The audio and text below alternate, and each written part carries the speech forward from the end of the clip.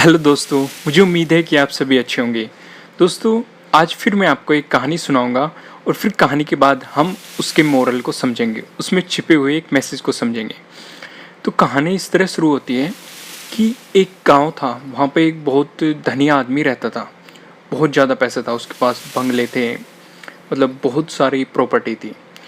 तो उसके एक बंगले के पास एक मोची रहता था जो बहुत गरीब था। उसकी छोटी सी दुकान थी और वो जूते मतलब सीलता था। तो उस मोची की मतलब एक बहुत अच्छी आदत थी। वो क्या करता था कि जब भी वो जूते सीलता रहता था तो भगवान के गुण गाता रहता था, भजन गाता रहता था। लेकिन मतलब सेठ था, उसने कभी भी उनके भजन की तरफ मतलब ध्यान नहीं दिया। कोई खासा ध्यान नहीं दिया, ना तो मोची पे, ना ही उसके भजन पे। तो एक दिन क्या हुआ, जो सेठ था वो बिजनेस के सिलसिले में विदेश गया। और जब वो वहाँ से लौट रहा था तो रास्ते में उसकी तबीयत खराब हो गई। तो उसके पास पैसे की तो कोई कमी नहीं थी। तो उसने क्या करा, देश विदेश से सभी डॉक्टर, वैद्य, हकीम, मतलब जो भी फेमस थे हर किसी को बुलाया। पर लेकिन कोई भी मतलब जो सेठ की बीमारी हुई थी उसका इलाज नहीं कर पाया। किसी को पता ही नहीं चला कौन सी बीमारी है, कैसे इलाज करना है। तो जो सेठ था उसकी तबीयत दिन प्रतिदिन बहुत ख़राब होती जा रही थी। तो मतलब वो बहुत बीमार पड़ता जा रहा था और इतना बीमार पड़ चुका था, वो बेड पे लेट गया था कि मतलब बिस्तर पे ही लेटा रहता था। तो उसके आसपास कोई नहीं होता था, मतलब ऐसे ही। तो एक दिन क्या हुआ, अचानक उसके कानों में जो मोची भजन गाता था जूते सीलते वक्त, वो आवाज़ सुनाई दी और उसे बहुत अच्छा लगा। और वो इतना मतलब उसमें इतना खो गया कि मतलब जैसे वो भूल ही गया कि वो बीमार है। और वो धीरे धीरे मतलब सही होने लगा। तो उसके जो मोची के जो भजन थे वो उसे उसकी बीमारी को ठीक कर रहे थे, उस सेठ को उसकी बीमारी से दूर ले जा रहे थे।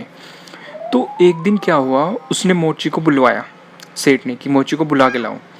तो उसने क्या बोला कि मैं मतलब तुम्हारे जो भजन हैं उन्होंने मुझे मेरी बीमारी में बहुत सुधार किया, तो मैं इनाम के रूप में तुम्हें 1,000 रुपये देता हूँ। तो 1,000 रुपये दे दे उसने। उसने मोची को बताया कि मतलब बड़े बड़े डॉक्टर बुलाए मैंने, वैद्य बुलाए, हकीम बुलाए, पर लेकिन कोई भी मेरी बीमारी का इलाज नहीं कर पाया और तुमने इलाज कर दिया।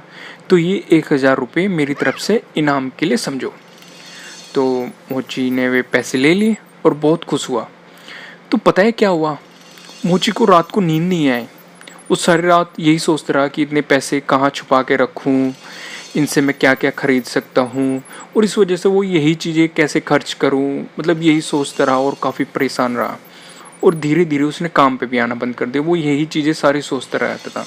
इससे उसका काम भी सारा चौपट हो गया, मतलब सारा मतलब जो उसकी दुकान पे आना छूट गया, ग्राहकों का आना छूट गया, वो खुद दुकान पे नहीं रहता था। और दूसरा नुकसान क्या हो रहा था, जो सेठ उसके जो भजन सुन रहा था उसमें सुधार आ रहा था, फिर से सेठ की बीमारी बढ़ने लगी और सेठ फिर धीरे धीरे बीमार पड़ता चला गया। तो एक दिन मोची की सारी बातें समझ में आ गई। तो एक दिन मोची सेठ के बंगले पे गया और उसने सेठ को जाके बोला कि ये पैसे आप वापस रख लो, क्योंकि इस जो धन आपने दिया है मुझे, जो पैसे आपने दिए हैं मुझे, इसकी वजह से मैं भगवान का नाम लेना भूल गया, अपने काम पे जाना छूट गया, अपने मतलब मेरे परमात्मा से मेरा नाता टूट गया। तो आप ये पैसे वापस रख लो, मुझे नहीं चाहिए, मुझे मेरा काम पसंद है और यही ठीक है और मैं यही करता रहूँगा। तो उसने वे पैसे लौटा दिए। तो ये तो थी कहानी। तो अब हम इसमें छिपे हुए मैसेज को समझते हैं। दोस्तों, इससे जो हमें सीखने को मिलता है कि मतलब पैसों का लालच हमें अपने अपनों से दूर ले जाता है, अपनी चीज़ों से दूर ले जाता है, अपने काम से दूर ले जाता है। हम भूल जाते हैं कि मतलब ऐसी कोई शक्ति भी है जिसने हमें बनाया है, जो हमें एक दूसरे से जोड़े रखती है, जो मतलब आज के माहौल में मतलब जो सब कुछ मतलब देखने को मिलता है कि 24 घंटे सिर्फ लोग पैसों की बात कर रहे हैं कि कैसे खर्च करने, ये खरीदूंगा, वो खरीदूंगा, ये बिज़नेस करूंगा, ये जॉब करूंगा, ऐसे कर दूंगा, वैसे कर दूंगा, इतना पैसे आएगा, इस गाड़ी में घूमूंगा, ये करूंगा। तो मतलब ये बात सही है कि मतलब अपना जीवन चलाने के लिए पैसे चाहिए, पर लेकिन ये बात एकदम गलत है कि हम उन पैसों को कमाने के लिए अपनों को ही भूल जाए। ये बहुत गलत बात है। तो मतलब आप खूब पैसा कमाइए, पर लेकिन साथ साथ में अपने माता पिता की सेवा भी कीजिए, अपने भाई बहन की सेवा कीजिए, अपने दोस्तों के मतलब कांटेक्ट में रहिए, हर तरीके से मतलब बना के चलिए। मतलब ये नहीं है कि आपको सिर्फ एक ही धुन सवार हो कि भाई पैसे कमाने हैं, ऐसा मतलब पैसे आप कमा लोगे, पर एक वक्त वो आएगा कि शायद उस पैसों को आपको पता ही ना हो खर्च कहाँ करना है, कैसे करना है, क्यों करना है। तो सबसे पहले एक मतलब जो चीज़ आपके अंदर शक्ति बनाए रखती है काम करने की, वो है आपके रिलेशनशिप।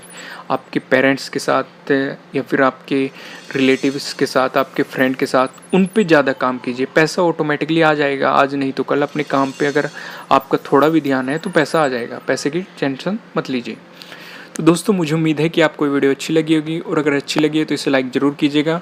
और अगर आप हमारे चैनल पे नए हैं तो सब्सक्राइब करना बिल्कुल भी मत भूलिएगा। और अगर आप चाहते हैं कि वीडियो किसी और के काम भी आए तो आप इसे शेयर भी कर सकते हैं। Thank you.